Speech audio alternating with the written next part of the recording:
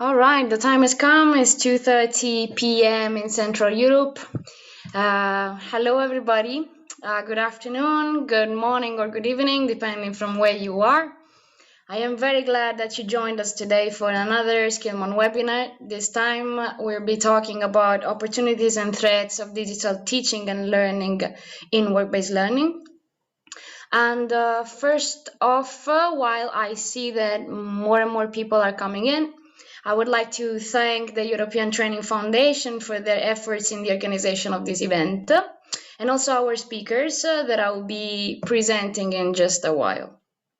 Now, you see from your screen, because I'm projecting it now, just a few rules, let's say a few instructions for the time that we'll be spending together, as always. The attendees have their microphones and cameras switched off for now. The way this webinar is going to be is that we'll be having some presentations from our speakers, and then we will be having two Q&A spaces. So feel free to ask questions and add your comments in the chat box that you see at the bottom bar of your screen. And we'll be answering your questions and have some engaging space where we will be answering your questions and have a discussion with all the participants during these two Q&A spaces. During that time, we'll be reading your questions that you can write in the chat, or otherwise you can raise your hand and we'll be opening your microphones if you want to ask your questions directly. Now, moving on, just a quick self-introduction. My name is Valentina De Vico. I am the communication manager of Skillman, and I'll be staying with you throughout the whole webinar. And let's say that today we'll be talking about digital teaching and learning. So we will go through these digital tools and methodologies for training in work-based learning.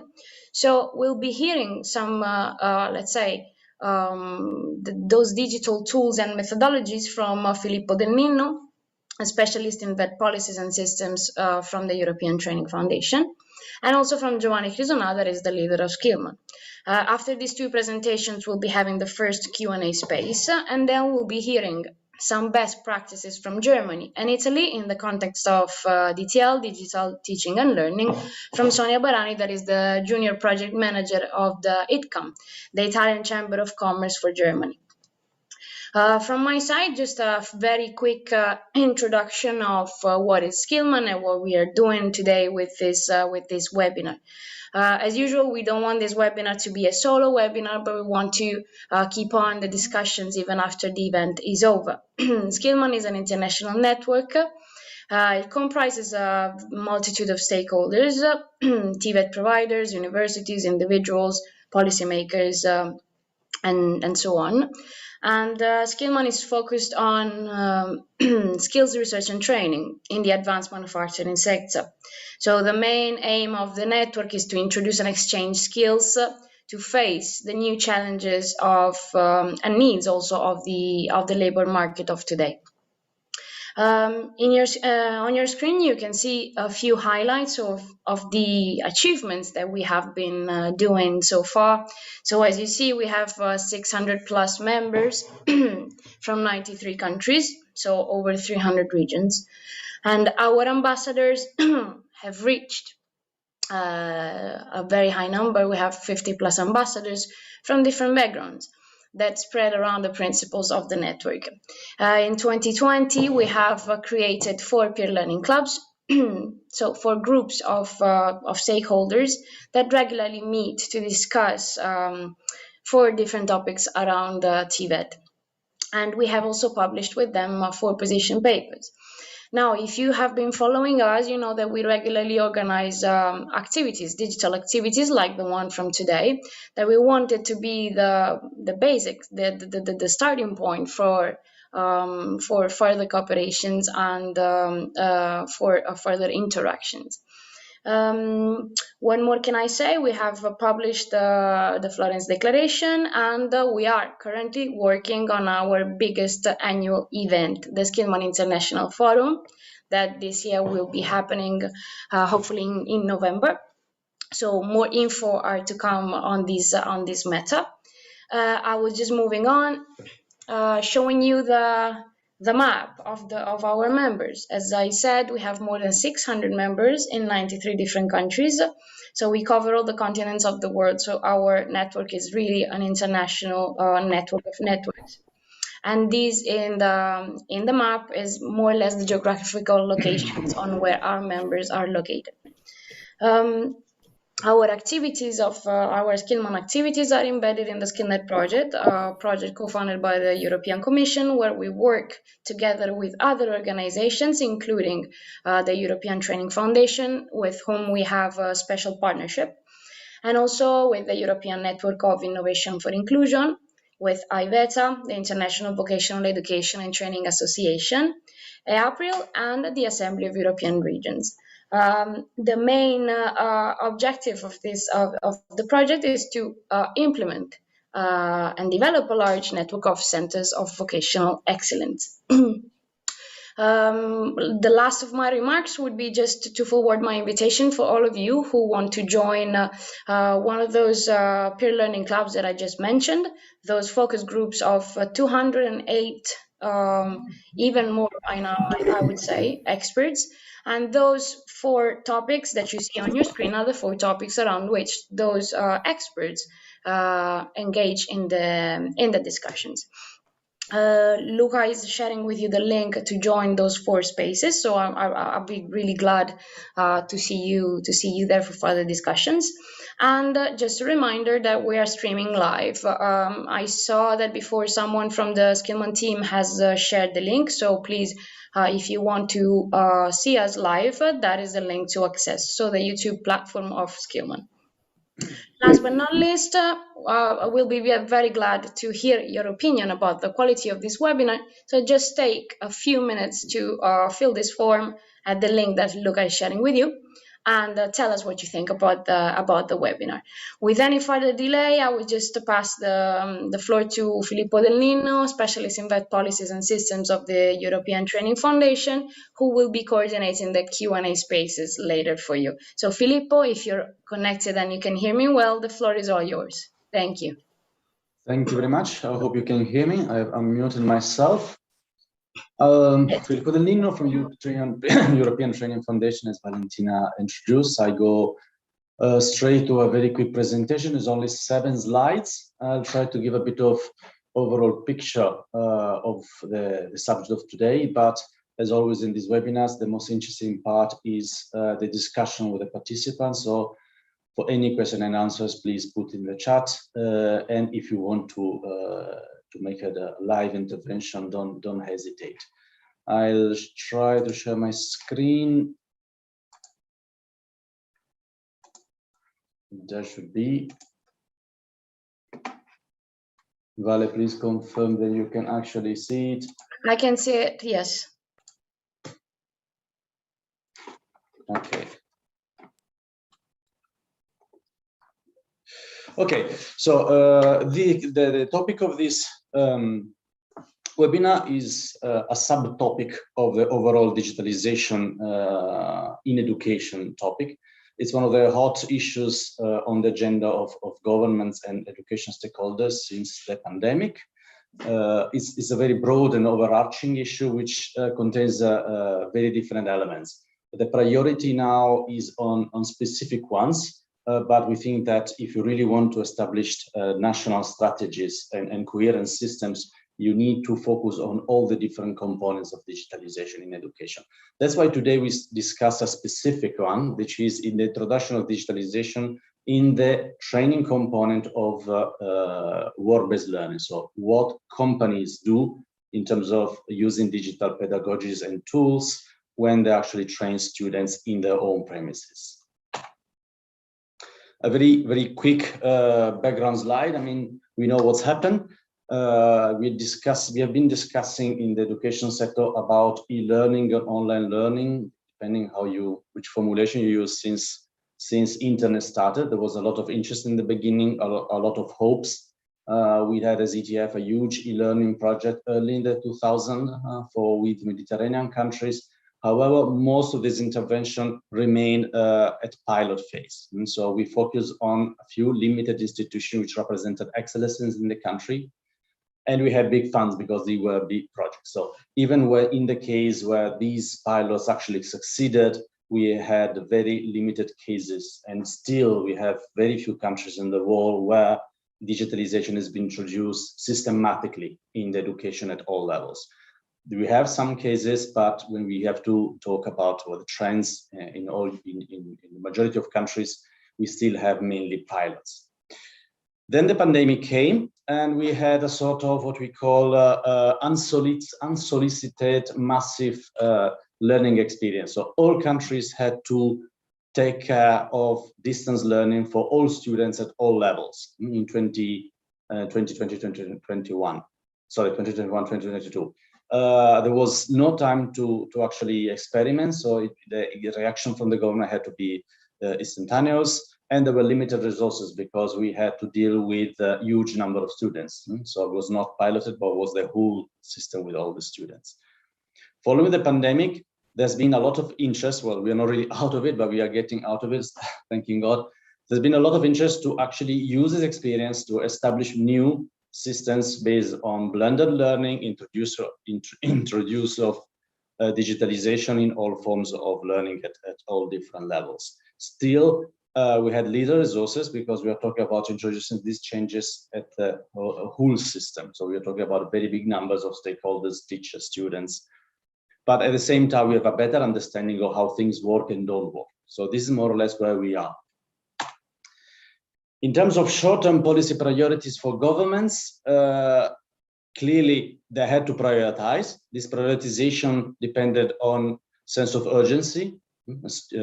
Kids who are in initial education have been considered as priority because the government didn't want to have a full generation of students losing years of study. And then, of course, the second element is accountability. Governments tend to prioritize on areas of learning where they are accountable for the provision of the training. And the third one is, of course, the policy, the pressure from the population. So the top priority has been dealing with compulsory education. Then there was higher education and continued education, active level market measures for unemployed. The second level, you have higher education where the universities have a lot of autonomy, and active labor market measure actually take care of a limited number of targets. The third level is what we call in-company training with work-based learning. So I wanted to present you how, I mean, the fourth level is any form of continuing learning, which does not really fall under responsibilities of the state. So the in-company training was not considered at the beginning a priority for most countries. Now, you may have different experience based on your own country, your own institutions, but these are the trends that we have seen, observed through our monitoring of the 29 countries that we work with as European Training Foundation, ranging from the Northern Africa, Western Balkans, and former Soviet Union countries. What do we mean in practice in terms of digital teaching and learning in work-based learning? I mean, we have different areas of tools and methodologies. We have the use of digital content. So what we are talking here is online libraries, repositories with teaching and learning materials. Then we have simulation tools and settings. use of blended learning, which means use of online learning after the practical session in the companies, use of digital technologies to assess students' performance. This is very advanced. Not many companies actually use it, but this is a real added value of digitalization in learning. And use of distance online learning methodologies. This is particularly important because we have, of course, through the pandemic, had several challenges in implementing work-based learning because students could not attend the company. So I don't further develop on this because we will have a presentation from Giovanni on this topic, but this is particularly interesting. Then you have the issue of the trainers. So trying to understand what are the needs in terms of training for the in-company trainers to be able to implement digital online learning pedagogies. And then, of course, you have the issue of the opportunities of the continuing training for the in-company trainers. So who is responsible for and which are these training opportunities. And then you have tools that can be used in the training of students in companies. So you may have digital individual learning plan, tools to keep students and companies connected, digital tools to collect evidence of students' achievements in learning, tools to support students in tracking their feedback and progress online. And then, of course, you have the issue of the provisional hardware, which is an important one because it actually costs money. So that's something that can really prevent learning. If the ministry and the schools do not provide these tools and the company does not provide other, then you may have a big issue in terms of social inclusion and equity, because you will have students who have difficulties in actually learn in company. So the big question when you talk about digitalization in companies is, can company actually introduce digitalization in the provision of training for the students? And do they need support from other actors in the education and training systems? Now, this is a very simple, I have to say that probably you have seen better design charts, but the key point here is to see that you have an indirect relationship between what is the commitment and technical competence on companies and funds they have, and what is the need of support of key stakeholders. So a key example here around the top, you will have probably say a big company in Germany like Siemens. Okay, so they have a strong commitment to the work-based learning environment because they strongly believe in it. I mean, this is something they're managing for years. They clearly understand what are the benefits of having students working in their companies. They do have strong technical competences because it's a huge company and deals with technical and digital aspects, and they have lots of funds. So clearly you could go to Siemens saying, do you need any help in introducing digitalization in the training that you provide to students? You will probably need a no thanks answer. Of course, the most extreme case from the other side are countries which have just introduced work-based learning as a form of learning for students. They've managed to convince companies, they've hardly managed to convince companies of having students and trying to show them that they can actually have more benefits than cost. In this case, when you ask them, you need to introduce additional elements, you need to buy software, you need to use different software, then of course it's much more difficult for them to accept it. So that's where you need much more support from all the other key stakeholders. Key stakeholders, I'm talking about ministries, teacher training institutions, schools, and so on. We will see it later. Now, reality, you probably ends up in sort of in-between areas. You don't have a single positioning on this chart for countries because, of course, it depends on the sector. You have sectors, of course, the IT sector companies will not have any problem in introducing digitalization, while if you go into hospitality, you will have more difficulties. And then, of course, you have the difference between big companies and small companies. So a country like Palestine, for example, which has started to introduce work-based learning in its education system, you will probably find it around here because they only have micro and small companies. So it's more difficult for these companies to absorb additional cost of training for their own company trainers, of new software, of new time to learn new systems. So you will probably find it here. So this is, I think, it's an interesting understanding of the effort the governments have to do to actually support companies if they want companies to upgrade the level of training they provide for students. So when we talk about what key actors could do, I mean, you have governments who should probably think about financial incentive mechanism for increasing the pedagogical equipment of companies. So this may be financial, sort of financial incentives for paying less taxes when investing in training equipment. Then you have the Ministry of Education. We should really review the work-based learning financing framework. So if you ask more from companies, then you may want to review the financial incentives you give to company for actually hosting students. And then another responsibilities of the ministry would be the monitoring of the digitalization aspects of work-based learning. So we mean to really follow up what's going on in the companies into this regard. Then you have teacher training institution who can follow up about the training needs of in-company trainers. Then a key role which is played in several countries, not only in countries like the ones we always mention, like Germany or Denmark, where you had a very strong history of work-based learning, but also new countries like Serbia, you have chambers of commerce, which started playing a very strong role. So these chambers of commerce and other employer organizations can contribute to the development of technical pedagogical content, but mostly they can support digitalization of non-pedagogical services, for example, career guidance. So these are services that they can support, where they can provide support for. And then, of course, they can provide support for micro and small companies. This has already been the case for many countries where small companies do not have, for example, training production lines because it's too expensive. In this case, it's up to the chambers of commerce to create training production lines for certain sectors where students attending work-based learning in small companies can actually access to try out their competences without a single small company need of establishing them. And the same thing could be for some digitalization services.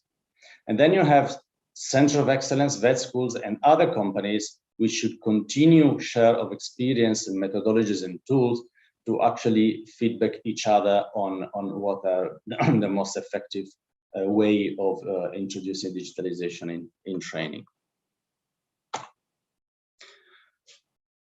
A bit long, so I go very quickly on the broader policy level because it's not the most important element. So I think there are a few key elements to keep in consideration. So in the policy framework, when you talk about digitalization, you must make sure the work-based learning is included as a topic. Because if you do not mention it, then it's going to be more hard to actually develop actions to support companies into this topic. Vet financing, you already mentioned, the monitoring framework I already mentioned. Equity and social inclusion is a very big issue. I mean, there have been so many studies which have demonstrated that the introduction of digital learning can increase the students' learning, but can also, and in most cases, increase discrepancy between good performing students and bad performing students. So it does increase inequality unless you make a very strong effort to avoid it. And my last slide to sum up the really key elements for me is you need a stock-taking exercise. So you need to assess what is the situation of companies in relation to digitalization in the provision of training in the different sectors, because it's going to be different between small companies and big companies and between sectors. So you cannot have a generalized opinion of the situation in a given country. You really need to make an effort to understand it.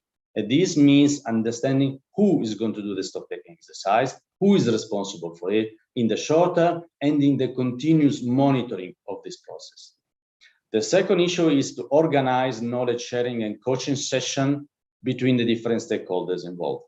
Organize, I've put it in bold because this is the most important thing. These things do not happen spontaneously. And this is a bit of a naive approach where you say, schools will talk to each other, teachers will talk to each other, the companies will actually reach out to other companies. This does not happen in real life. So you really need actors, which at the ministerial level or a governmental level, whatever, who sets up responsibility and accountabilities, who is supposed to organize this knowledge sharing. It's crucial, and the single actor will enjoy it and will exploit it. And they try to do more and more, but you need to organize it, otherwise it will not happen. So this knowledge sharing can happen between companies and key stakeholders, could be from some key stakeholders to the companies, or in cases the company, it's a big one, it actually has more experience, could be from the companies to the schools, to the ministry, or it could even be from company to company. So you have different ways of coordinating, and in every single country you will find different cases where it's going to be the companies leading or the schools leading. So it's you cannot be really generalized.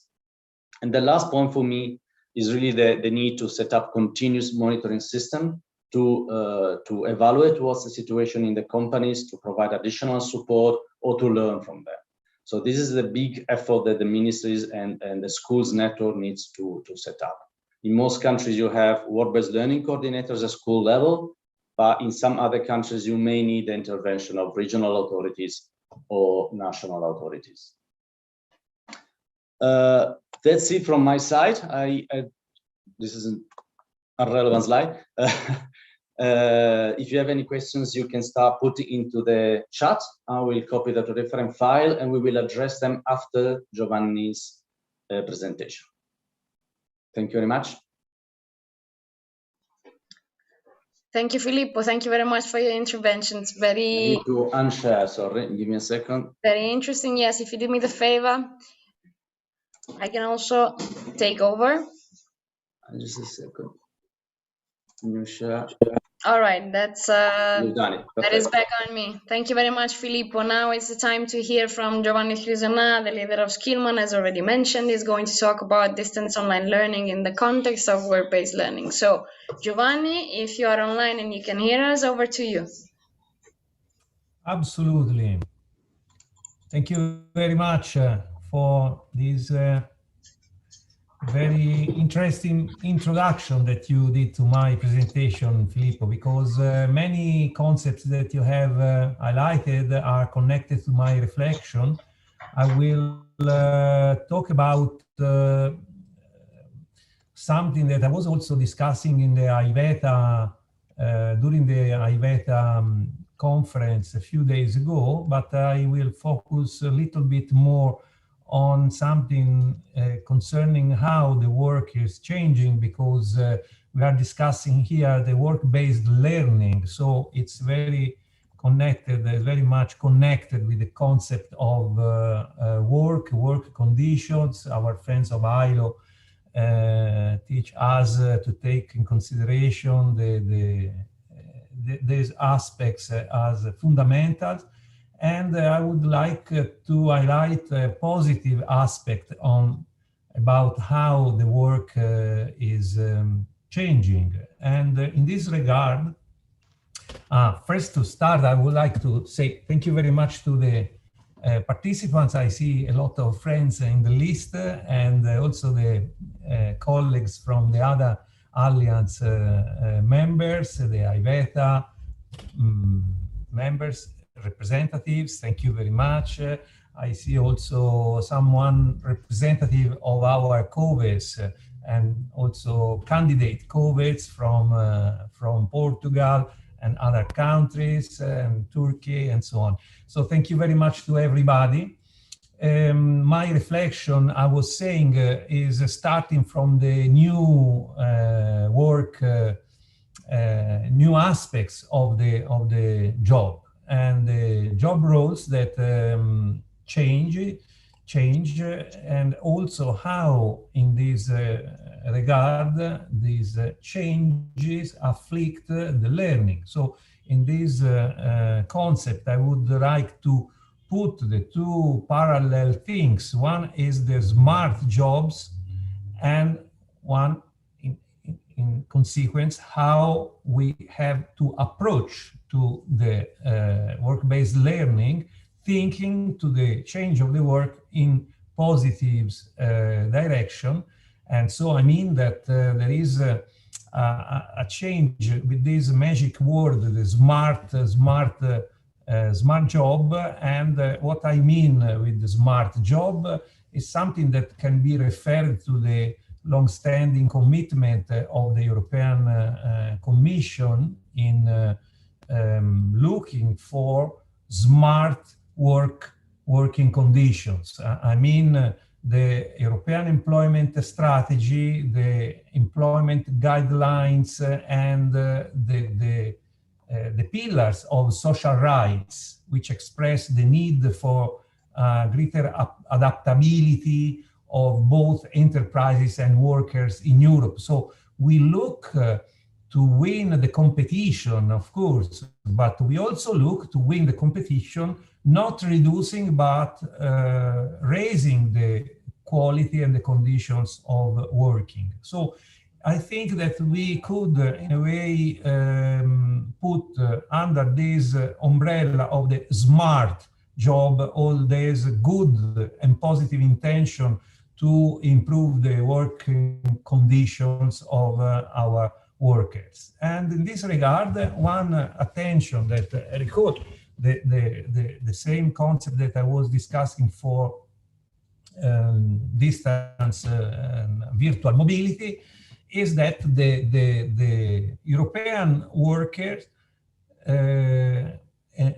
normally in the past here, they were having a normal condition that is the teleworking in a number of 5% of the European working population.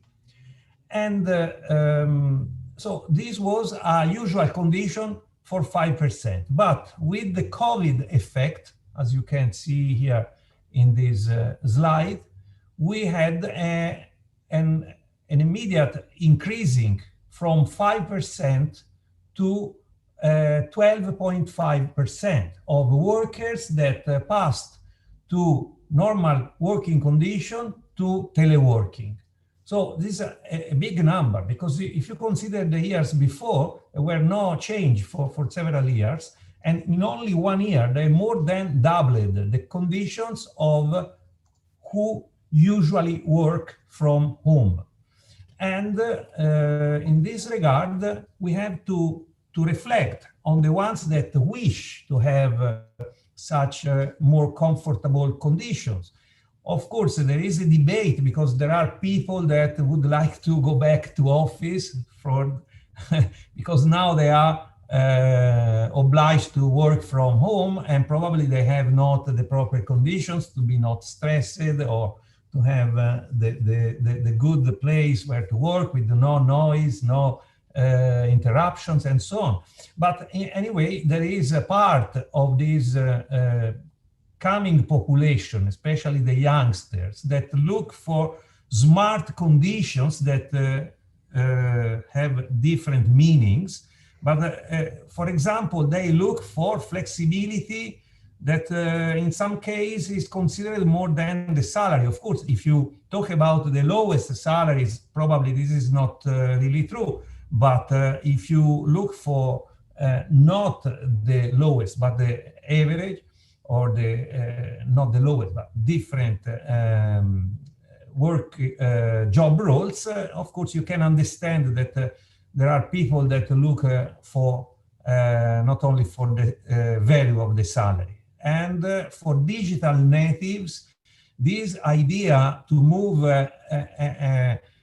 and to come back from office every day is outdated for them. So they do not think to a work in this regard. They think to a work that is smart. So they look for offers that are connected to the concept of smart. You can understand why all these youngsters that make coding, they look to be in companies like Google, Facebook, or such kind of companies. They have good salary, and they have very good, smart and good conditions to work. So while some industries I have written here don't lend themselves to remote working, but those that do will have to adapt. So even if you are not implementing now as a company this idea of smart working, but probably you will have to think about this, because there is a big market of an increasing offer of work vehiculated by specific online platforms that already represent a large number of workers. distance workers, freelance. And these are millions of people that sell their own work, their own time or products in terms of services and so on through this platform. So the working conditions are changing. Okay, we can discuss if this is smart or not in regard of these platforms where you can sell your time and produce coding and whatever, but it's a fact that millions of workers are working in this condition. So the lockdown effect moved from 25% of European workers that experimented before the lockdown effect, experimented the teleworking, moved to up to 75% of this population that experimented what means to work from remote. And this is interesting to know because probably now is easier to talk about these topics because not everybody, but 75% of the population now know what it means to work at distance. And which are the professions that worked, teleworked, and the equivalent is which are the job roles that can be teleworked. And so this led me to come closer to the discussion because I can reflect on this list of job roles. What are the roles, the job roles for the future? What are the skills for the future? And how I can implement not only smart working, but in the regard of what we discuss now, the work-based learning, the smart work-based learning approach. So this list is not very long, but anyway, contains various job roles. And what are these job roles opportunities for work-based learning? If I want to use my fantasy, creativity, we have a project with Professor Osman Titrek, that is one of the participants today, I see. We reflect on creativity, on education, and so on. If I want to apply this criteria of to be creative in this, I take in mind that the work-based learning for a smart approach can be even more of the list before, thinking to the coming production ways. If I think to the 3D printing factories, for example, where there are possibilities to print objects at distance in remote. So why not to think about work-based learnings, work-based learning experiences that happen in remote connections, or other situations that we can envisage. So there is this important research from, is a policy brief that was published by the Joint Research Center that helps us to understand the differences that there are in the experiences in implementing teleworking and so on in Europe. But I think that these considerations are good also reflecting about a smart approach to work-based learning. So work-based learning implemented in a condition of smart working. I think that we have to understand what is behind the process to bring us to smart conditions for working and how we can change the education and the TVET supporting this vision of a smart work. And there is now an offer on internet that can help us to implement a smart work-based learning, because teleworking is now better possible. It is provided with different solutions that are now available and more available than 1 year before. And this is, for example, I have written here an abundance of messaging and video conferencing systems, softwares, online services that nearly 1 year ago, they were not at the same stage. There is a flourishing of offers online. we need, of course, to understand how to implement these solutions, and we need organizational settings to make this. So new company protocols are needed. So, for example, we need to sign at distance. So digital signature is one aspect, and we need to record the work time, and there are software that support in this direction. And if we want to have a work-based learning experience in a condition of smart working, of course, this is very much connected to the concept of virtual mobility that I was mentioning. We talked about in few days ago in the IVETA conference. So if business culture is changing, not just in Europe, but globally, and our mission change in education and TVET sector, we need to anticipate these changes, implementing a work-based learning internship experience, and not only internship. Probably this will also require to change the definitions, because if I make a smart work-based learning experience, it's in itself a mobility experience, but I don't move from home. I can have a blended experience, means I can go to the company and I can work in remote conditions. So there are infinity solutions that I can implement in this regard, because the timeline of my contacts as students, learners with the company can be formulated in a very flexible way, because I don't have to move during the year. And probably I can have a smart work-based learning experience even from my home to companies that are overseas or very far from my home. So this smart concept, I think that when is connected with the work-based learning, allow us to have infinity solutions possible. And I think that this is the most important message I would like to say today. So a work-based learning virtual experience is the experience that I can envisage when I reflect and talk about the smart job today.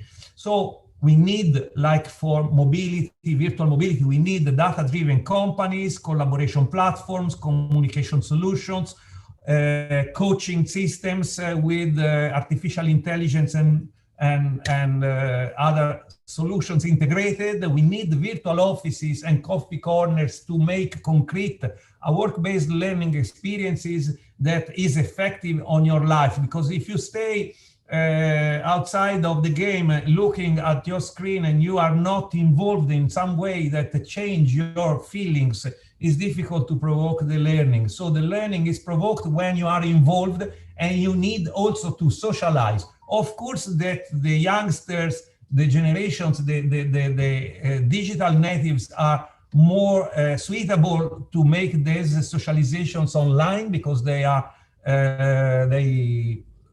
they started to socialize using social networks, of course, not like us or like me. But I think that anyway, they need to be supported. And if I think about a work-based learning experience that is for a smart job, that means in remote conditions, deployed in remote, in teleworking, so I need something like this. This is an example of using a video communication system as a virtual office. I have virtual walls. You see the black squares that represent virtual offices, and the worker in the morning, when start to work, go and sit in his chair, like you see now. I'm seated in my office. This is my office, and a colleague that will join later, because now there is no one in my offices, as you see, because this is a picture. And a colleague can join my room and talk with me. And when the colleague comes, it's like to open the door and say, "Hey, Giovanni, can I say you one word? I have to ask you something. Please come." and I can switch on my camera and we can discuss. So this is a way to bring the virtual environment to a level that engage the students in a real working environment, even remaining at home. So work-based learning that simulate an environment, a normal working environment that is a smart office or virtual office like this. And the other one is the coffee corner. This is an example of using a video communication system on a coffee corner.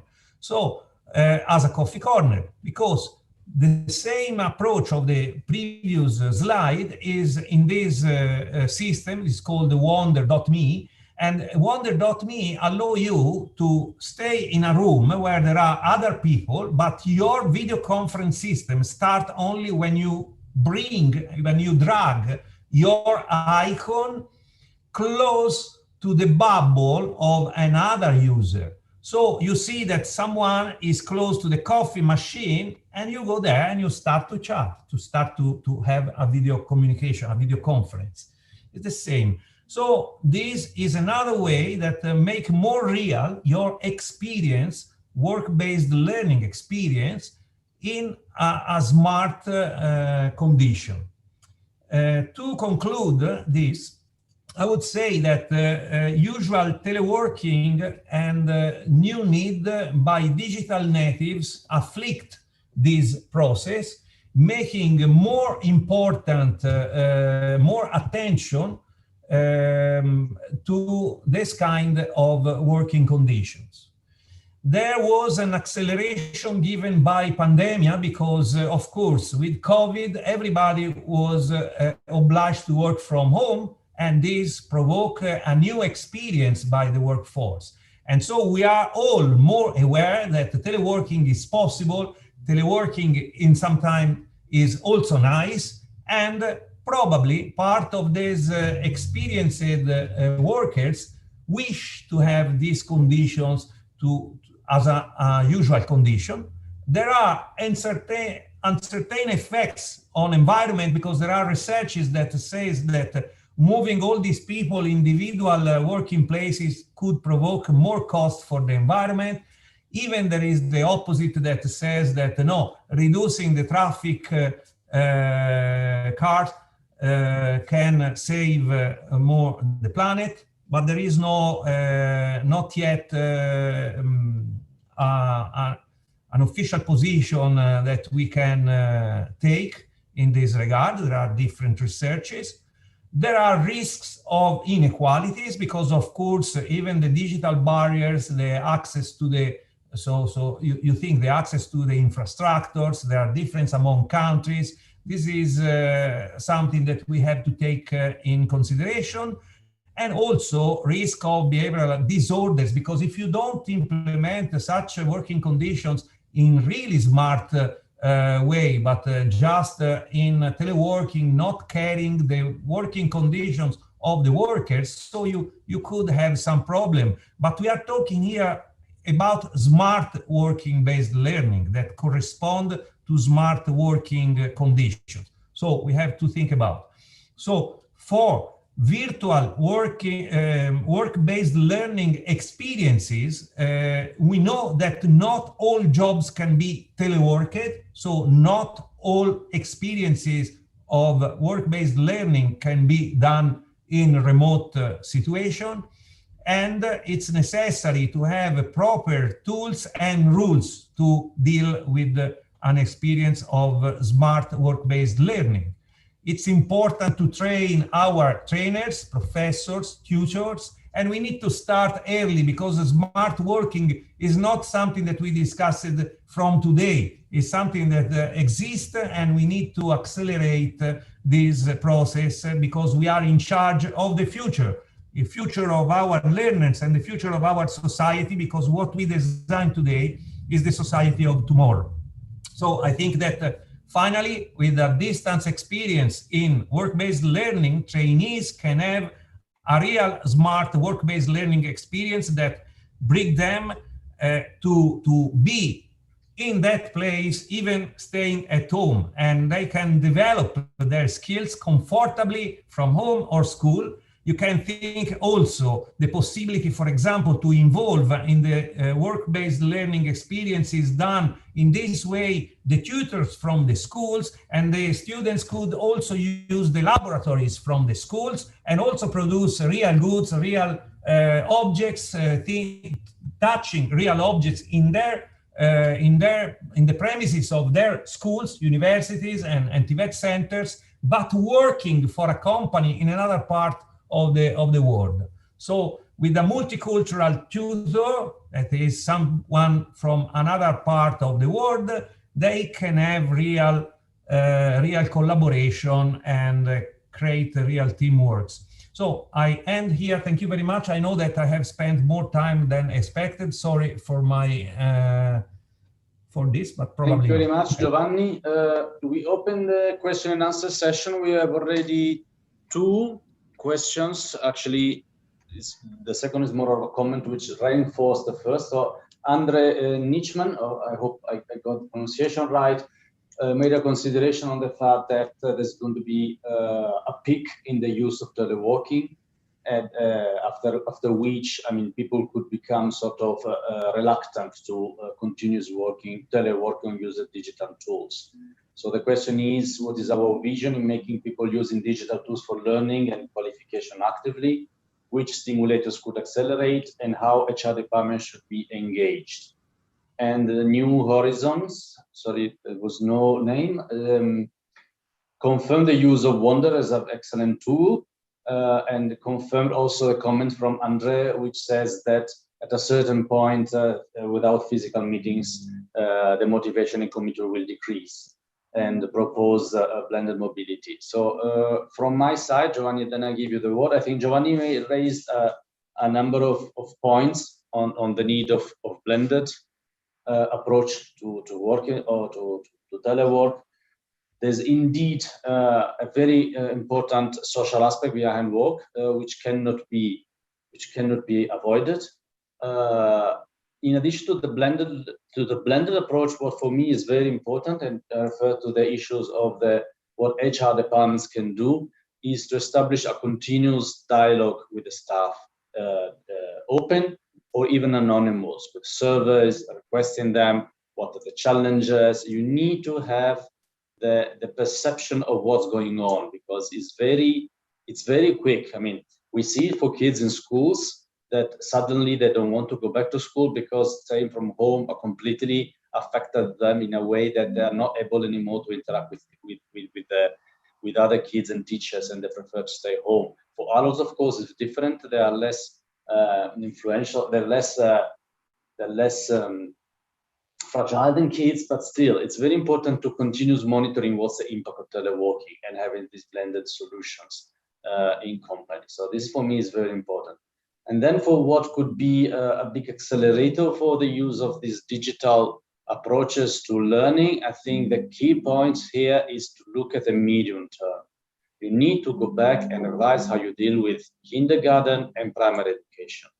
That's when you learn as a kid how to approach different pedagogies and how to approach digital tools. It's true that digital natives are in a more favorable position, but my daughter, she is a digital native, and she has received frontal teaching since she started school, and so she's 7 years that she received frontal teaching with no new pedagogies implemented. So this is the age where you really shape the competencies of kids, and with these competences, they can actually make use of the digital learning. So otherwise, you will have digital tools. So instead of having a PowerPoint presentation printed and given to me, you will have a PowerPoint presentation sent to me by email. But that's not the added value. So really, for the medium term, is those kids you have to intervene. So the top priority for policymakers is intervening at kindergarten and primary education. Also for the social inclusion and equity dimension, that is where you have the difference. When you create a gap within kids from certain social environments and other kids from more difficult social environments. So this is for me the key issue in the medium term. And for now is really about testing, learning, and listening to people who start working differently, because you may realize too late that somebody is heavily affected by the new. You don't expect it because working at home seems so comfy, but in reality, it is a huge issue for a lot of people. And we are not always talking about consultants, high-level expert, and whatever. We are talking about people who live in small houses, and you really have to share space. It's not a situation which is a positive working environment. Giovanni, if you want to further elaborate. Well, I wouldn't monopolize the microphone because I have talked already for long. But just one thing about this concept that only online is negative or is not possible or it's danger. I think that the digital tools must be at our service, not the reverse. So we need smart working conditions, and then we access to the digital tools and to the remote connections when we need. Of course, that the individuals like me, I don't know you, but like me, needs a face-to-face socialization. I need it. But what I see in the newest generation, also that they are, for example, in a pub, and they interact directly, they interact using social networks with their telephone in hand. So I think I have no the solution. I have no any statement on this, but I just put this question. Do they interact in the same way I do? I think not, but any one of us can have his own conclusions in this. And I think that for the work is the same. I need to stay in a room or in a place with other humans and interact. But probably not the same for all the other workers. And probably the future will reserve us differences. I don't know. What I know is that I have to take in charge this problem of smart working expectations from new generations. I have to understand how to facilitate, and I cannot wait that smart working forward and pass myself, and I have to go back. No, I have to anticipate, and means that me as a trainer or as a curricular designer, I have to understand what will be the work of tomorrow. I think there's Andre who would like to share a comment live. Yes, you can. I think Valentina will unmute you centrally. Sure.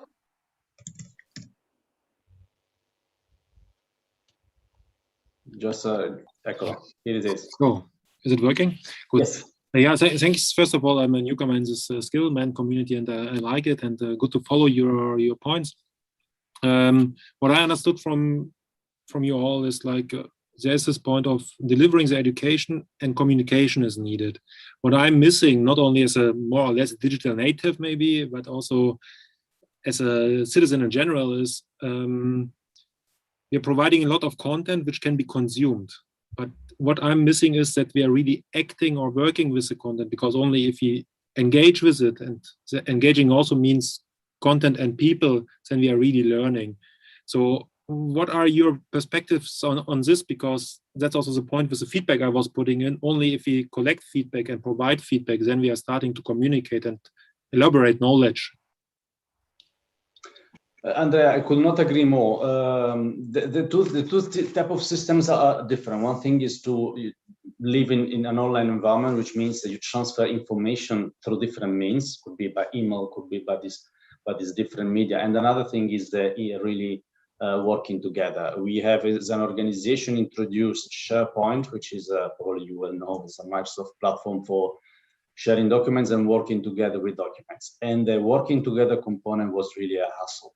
I mean, there were a lot of resistances from the organization, from many people. What does it mean? People is working on my documents. So one thing is quite straightforward, but then when you really need to start working together and changing the way you work, it's more complex. It's more complex, and that's why you really need to monitor it deeply, not superficially.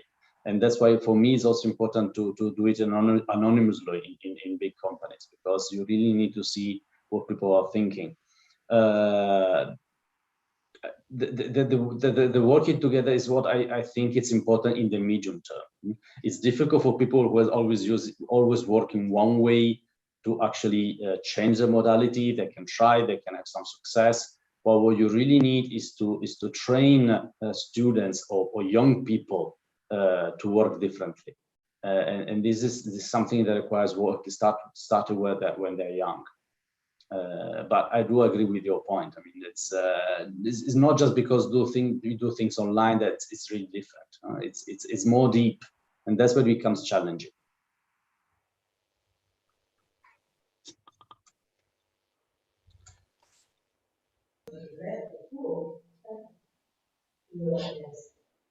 There's a comment from David about the impact of teleworking and the negative physical effects, musculoskeletal disorder. I know because I really have back pain now. So as you can see from my changing position, poor eyesight, it is a very important issue. I think it's in many countries, there's a lot of investigation from the legal point of view. In the most advanced countries, you already have legislation about it, but we fully agree that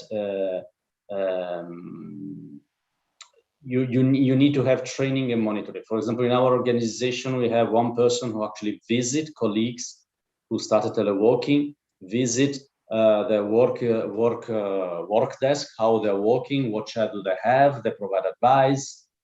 This is clearly very important. And this have to combine with regular medical visits. I mean, you need to have an annual checkup. For companies who started and to do teleworking suddenly, they probably don't have this occupational profile in the organization, but they need to set up. If teleworking becomes the regular, and you have 50% working from home, you need to check the working conditions. I fully agree, and I think in the public sector this is already the case because trade unions are stronger. In the private sector, you need to push for it. I totally agree about this is very important point, health and safety, but I think that this magic word of the smart working contains all this. So if you look for a smart working condition and then you discuss about work-based learning approach to smart working conditions, you think to a better way to work that is more safe, more relaxing, is more everything. And I think that this is the vision that these young generations have. When they select a working offer, they look for the best conditions, not for the worst. And the companies have to fight against each other, because, for example, if you look for the missing of specific the skill gap that you experiment in the job market. If the company look for software programmer, for example, and we know that the big companies take all the available workforce, and the small companies have difficulty to find the skilled people. No. Why? Because they offer better working conditions. Not only, but better working conditions in many cases. Of course, that is not a rule. But in this regard, better working condition or smart working conditions means better in all directions. So more safe, more relaxed, more protection, more services available, and better working time, and so on. Thank you very much, Giovanni.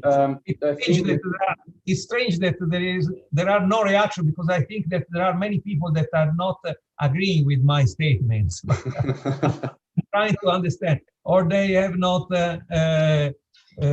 microphone functioning, or I don't know. You can.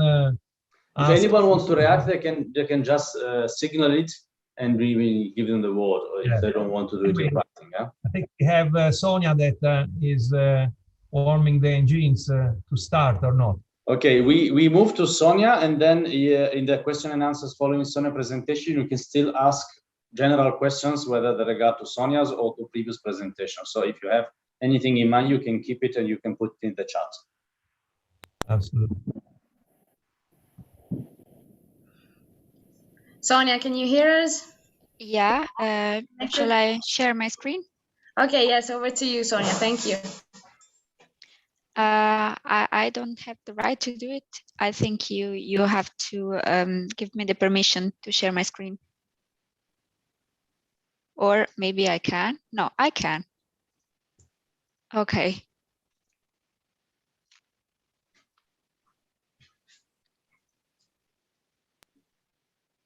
Can you do it, Sonia? Yeah, I did it. Can you already see? Yes, we can. Okay. So thank you very much for inviting me today. My name is Sonia Barani. I work for the Italian Chamber of Commerce for Germany. And today I would like to present you some facts and best practices from Italy and Germany related to digital teaching and learning. I have some difficulties in skipping to the next slide. I hope my connection is good enough. Okay. So first of all, I would like to do a comparison of data coming from Germany compared to other countries from Central Europe about digital teaching and learning. Then I would like to present you a best practice from Italy. And finally, I would like to share with you an example of virtual mobility, so also connected to what Giovanni presented in his presentation. To start, a couple of words about ITCAM. ITCAM is a bilateral chamber of commerce, Italian Chamber of Commerce for Germany. So we are a bilateral chamber of commerce, as I said, founded 1911 in Germany. And our main aim is to foster economic relations between Italy and Germany. We have 3 offices in Germany and other representative offices in Italy and Austria. We have a network of about 400 member companies and institutions. We are part of the network of 78 Italian Chamber of Commerce abroad.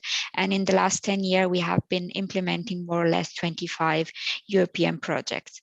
So which is our connection with vocational and educational training? So in the last 8-10 years, I would say, we were quite active in promoting best practices in the vocational and educational training across Europe. For example, we are involved in the organization of the Didacta trade fair. It is the Italian trade fair dedicated to innovation in education. We collaborate with the main German and Italian institutions for promoting that excellence, especially, so I don't know if you know it, but Germany is a real best practice concerning work-based learning. And what we do is to promote the adoption of work-based learning based on the German model also in Italy and in other EU countries. We are part of the Skillman network, and we are also accredited by the German National Agency for VET mobility. So the first part of my presentation here, you can see some data concerning digital teaching and learning in Germany and in other countries. We did this research last year in October. That's why you still see UK, even though UK is not anymore in the European Union. And we did this research to see how these countries are coping with digital teaching and learning in this pandemic context.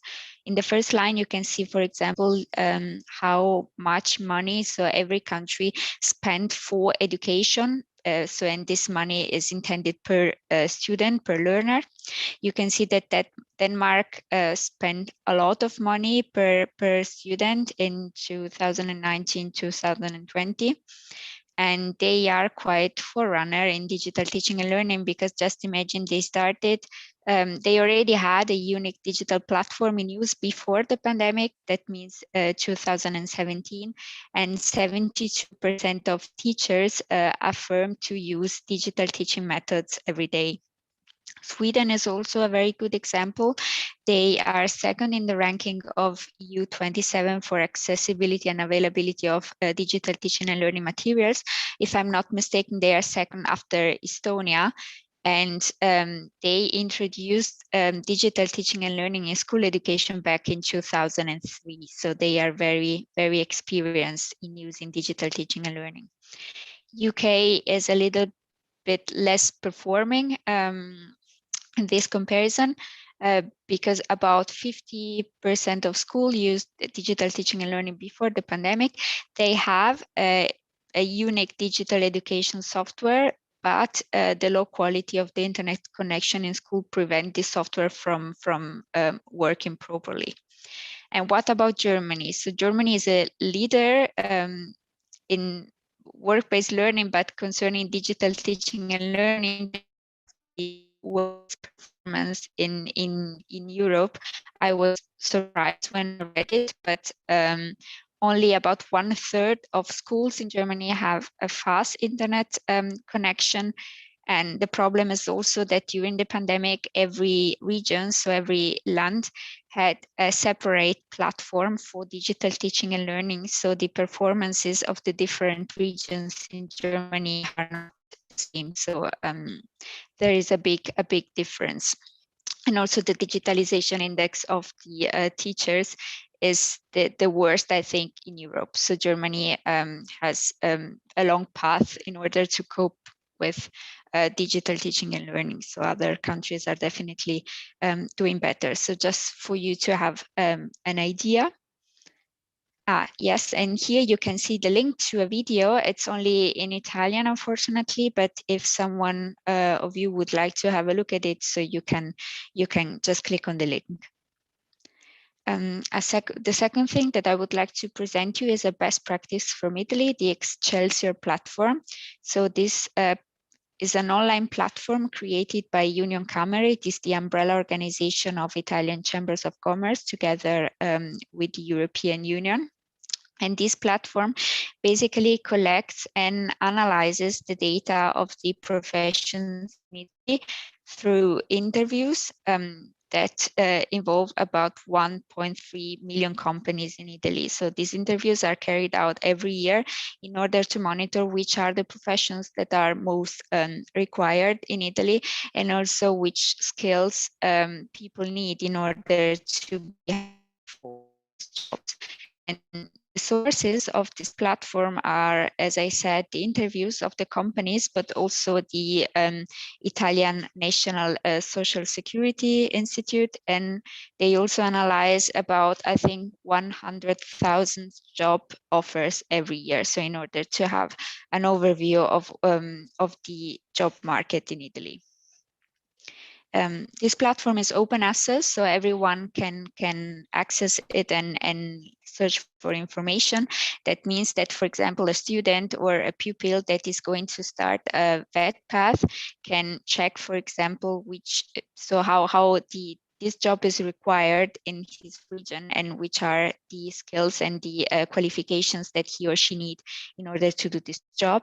And the data, so data is broken down by profession and geographical area. That means that, for example, I can access the platform, and if I am a teacher or if I'm starting to become a teacher, I can see, for example, how many positions are open for my job in my region.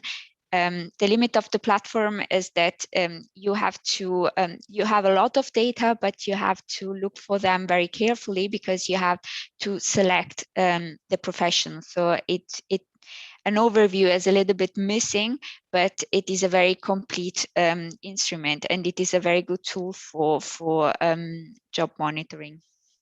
I took some screenshots of the platform. Unfortunately, they are in Italian, but I did a translation so that you can also have an idea which are the informations that which is the information that is available on the platform. Here I look, for example, for mechanical technician. And you can see here, for example, how many mechanical technicians were hired in 2020, and you can also do a comparison with other professions if you look at other fact sheets. You can see here how many young people were hired. you can select per region. So that means that you will have a different fact sheet depending on if you are interested in knowing how many, for example, how many people were hired on a national level, or if you want to check in your region how much this position is required. Then you can see how difficult it is for a company to find someone, a candidate that suits this position. For example, for mechanic and technician, you can see that over half of the companies state that they had difficulties in finding someone which is suitable for the job. Why? Because no one applied, 40%. Because the preparation of and the qualification of candidates were not enough, 50%. So we can see that finding a good mechanical technician in Italy is maybe not so easy. You can check if you need experience or not for this job. You can also see which is the qualification of people that were hired. You can see here, for example, that about half of people had a high school diploma and about half of people had a university degree. That is maybe a result of the fact that job market in Italy is that there is a high unemployment, because we can see that many of these people are probably overqualified in comparison to the position. You can see the size of the company. So here you can see that about 60% of the job offers were made by companies with more than 50 employees. And you can see also if people need further training in order to do the job. You can see, for example, in case of mechanic and technician, 85% need further training. Also, thing and very interesting, in my opinion, you can check also which are the skills that you need to be hired for this job. And this is a very good tool, because I imagine that, for example, students or pupils, they can just check if they already have these competencies, or maybe if there are some skills that they still need to acquire in order to be ready for entering the job market. You have, for example, here transversal skills for mechanical technicians. It is very important to be flexible. It is important to be able to work in group, and problem solving is also a very important skill for them. You can see that digital competencies is also required, communication skills. So you can have an overview of the competencies that the companies think are important for this job. I have a second example for you here. I checked, so how is the situation for interpreters and translators? You can see that less interpreters were hired in comparison to mechanical technicians. So it's not a job which is very, very demanded. 23% of young people, only 15% of the companies state that they had difficulties in recruiting. So that means that it is easier to find an interpreter than to find a mechanical technician, maybe. You need experience to do this job. Most of interpreters have, of course, university degrees. Here you can see that it is a different situation, because the size of the company hiring interpreters is not the same as companies hiring mechanical technicians. And also here we have the skills that are important for doing this job, and you can see they are different in comparison to the skills that you need to do to be, of course, mechanical technician. This was just to give you an idea, so which data you can find on this platform. I think it is a very good job orientation tool, both for young people that need to choose their own path of education and training, but also for people who are already in the job, or students that are about to finish their education and training path, in order also to check if they need maybe reskilling. Very interesting is that you have an overview of the hard, soft, and transversal skills that you need for each job. The data are available also per region, and maybe it is they go too much in detail in some cases, but I think it is a very good instrument, and it can be used also as a valuable monitoring tool to monitor the real needs of the job market. Here you have the link, so if you would like to have a look at it. In this case also it is only in Italian, but I think maybe just get a look at it. I think you will be able to understand anyway. Then the third thing, as ITCAM, we are quite active in the mobility of VET learners. And of course, last year we had some challenges because it was not possible to travel anymore.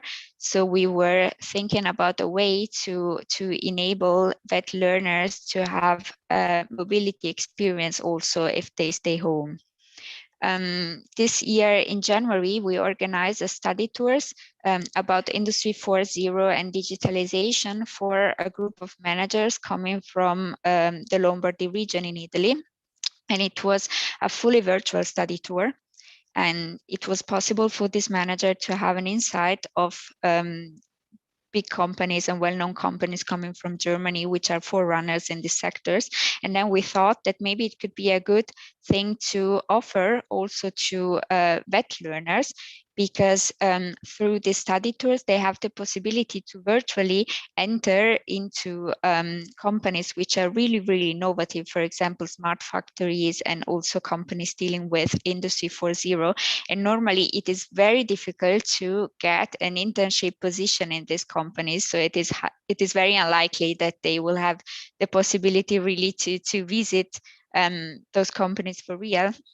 But during study tours, they will have the possibility, first of all, to see which are the innovation in their sector, but also to talk to the staff and to the managers of these companies, also to know how it is like to work in an innovative company, which are the profiles that they are looking for, and which are the skills that they require to work there. I have here a small video that I would like to show you. So just to give you an idea about what we did.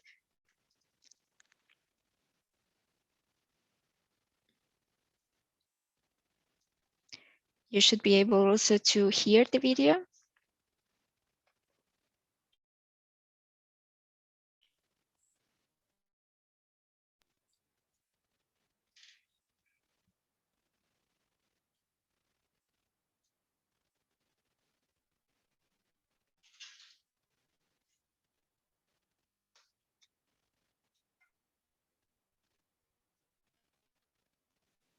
Buonasera. Sorry, I will restart. And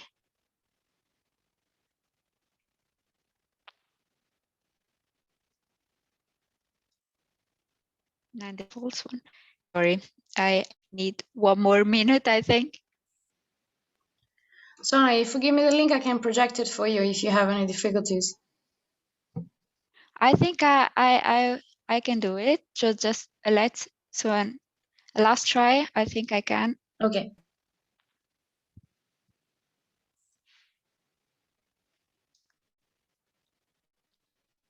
Buonasera. We can start now.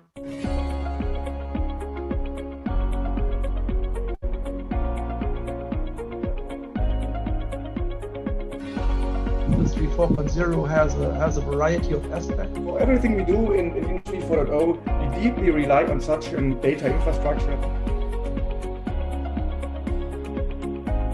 The opportunities for traditional manufacturing in our city that arise from new digital approaches. I want to show you the improvements we achieved with the solution and with digitalization in general.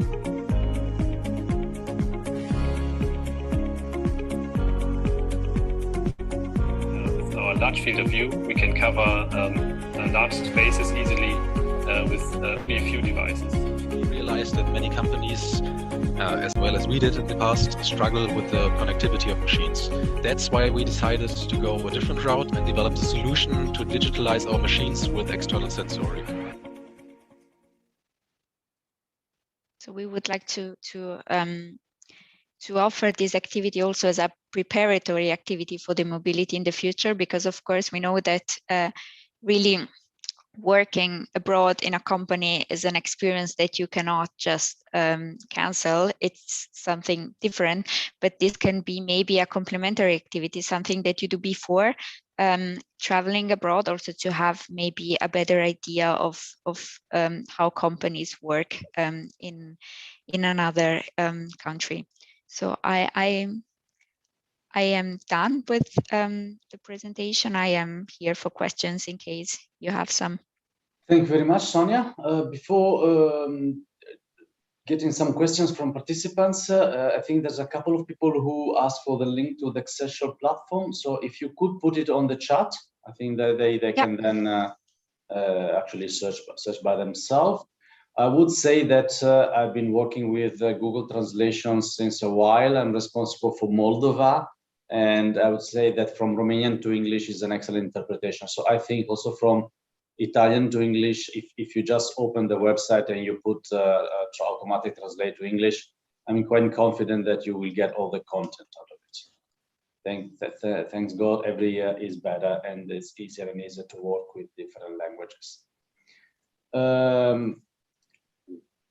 I invite any person who's interested to put forward some additional questions to Sonia or to Sonia, or some general comments on the topic. They can either raise their hands or put in a request in the chat. In the meantime, I would like to thank Sonia, of course, very much for the presentation. As she demonstrated, I mean, the role of the union is so much very important. Unfortunately, not all countries have the benefit of having stronger employers' organization or strong unions, but when they do have, they can really bridge the gap in many areas between education and the world of work. So I think it is a very important element. I think it's also very important that career guidance is quite important, and this is one area where the chambers of each country can really play a big role. I mean, to be very honest, when you go to universities or when you go to a training provider, there's a conflict of interest, and you should say that, I mean, how much likely is it for me to find a job? How important is your qualification? Their answers tend to be influenced by the fact that they want to sell you the program. So having somebody from the other side to tell you what is really needed in the labor market, that's clearly important. So I think this role of the chambers is really crucial.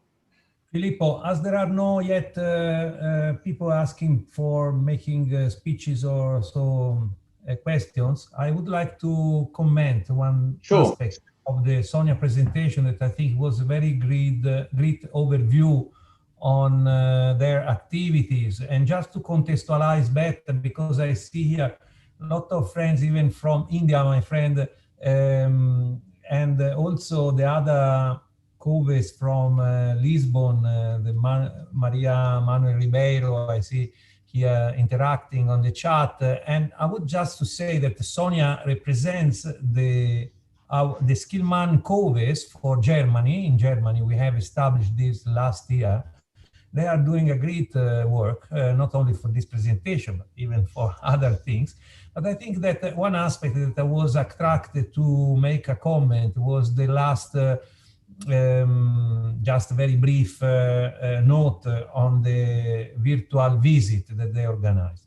I think that it's not just a matter to replace physical places with virtual solutions, because if you don't focus really with attention the aspects of the learning, that means you have to establish learning outcomes before a study visit. You have to create the conditions because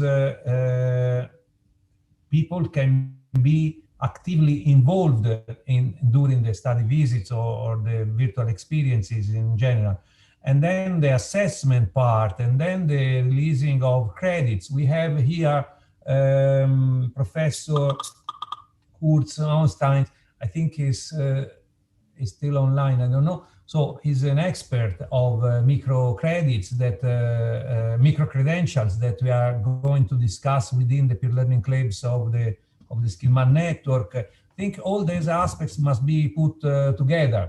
And the work that our COVE in Germany has started organizing these study visits, online visits and so on, I think is very important to boost within our COVE network this capacity to bring into virtual experiences all the know-how they have in teaching and learning, and in curricular design, and in methodologies and approaches for learning.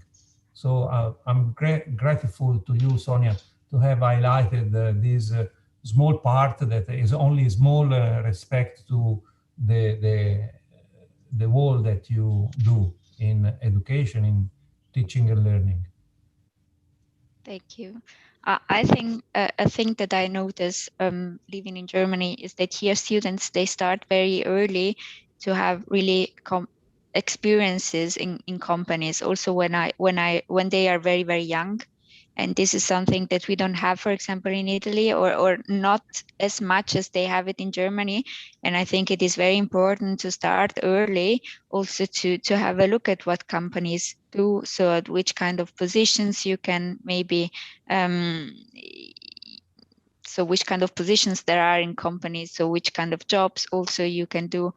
And I think it helps also to have a better overview, because I think in some other countries, if you don't have a lot of experiences really on the ground, it's also difficult to have an idea what I would like to do when I'm done with my education. Thank you very much, Sonia. There's a question from Uganda, from Vincent Olema, and it's a very direct one. How can a technician from Uganda be supported by innovation that you've just presented? But this is a difficult question. So can you repeat? Can you repeat the question? Basically, how can a technician from Uganda be supported? I think the person referred to the online study visit. So is there a way that it can support participation from other countries? Is there a platform for which you support third countries? Okay, I think so. Services. In our case, unfortunately not, because we are focused mainly on Italy and Germany, and also if sometimes we have projects also with other European countries. Unfortunately, we have no projects for third countries at the moment, but maybe you can take some inspiration for that. So I am pretty sure there are other organizations that organize something similar also for third parties. Yeah. Unfortunately, this is not a service that we do. Yeah, I think that Professor Urs Haunstein, that I have called before, would like to say something. Can we open the microphone of Professor?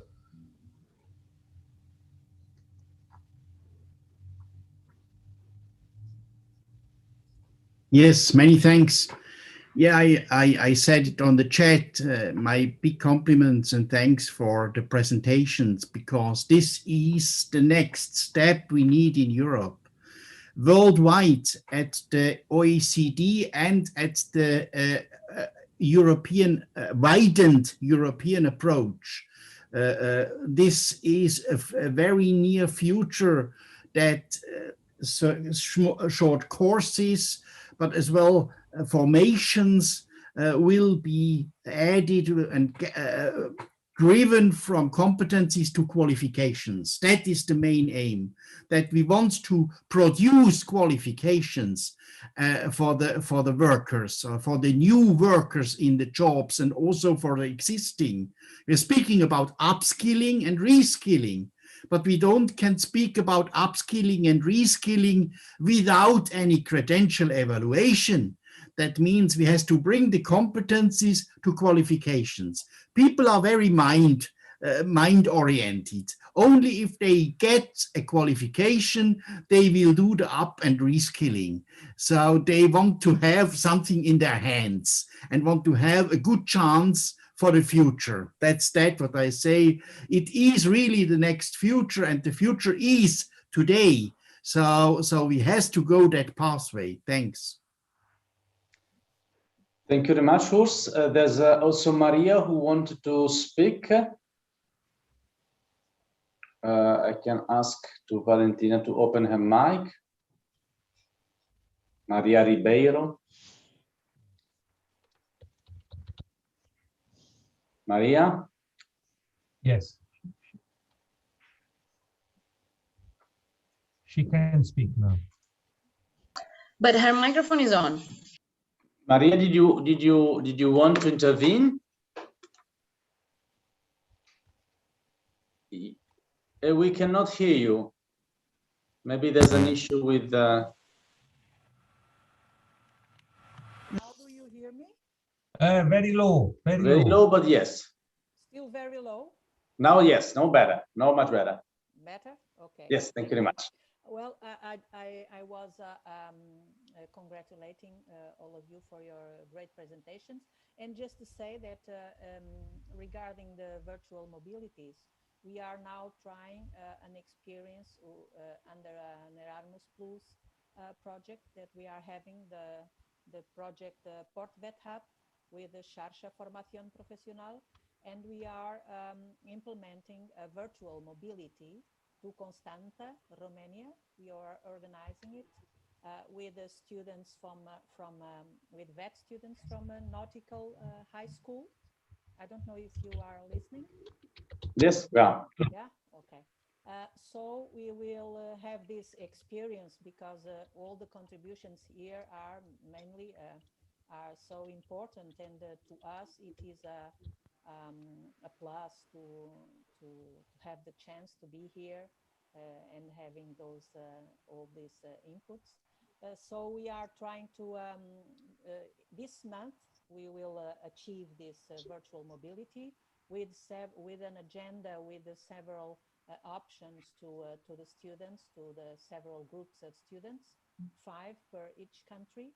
And we hope that everything will be okay and that the students will be very pleased and find this experience very interesting, because in fact, as Giovanni and Sonia and you, Filippo, you all said, and Urs, this is the future also, the virtual mobility. And in fact, young students, they can handle everything online. So it's thank you all. Thank you very much, Maria. I think the project is very interesting. Can I only ask you to put the name of the project in the chat so people can... Okay, thank you very much. So I will share the link. Okay. Thanks. So people can actually have a look also after. Thank you. Oh, of course, it will be a great experience for them, I'm sure, because as I know you manage the things, will be for sure a great experience. Okay, I think that if you don't have any additional questions or colleague who wants to intervene, it's over 4. I think we could close the session, and I would like to thank all participants and of course Giovanni and our colleague from Sonia for the interventions, and it was very interesting to actually talk to all of you. Thank you very much. Bye. Bye-bye. Filippo.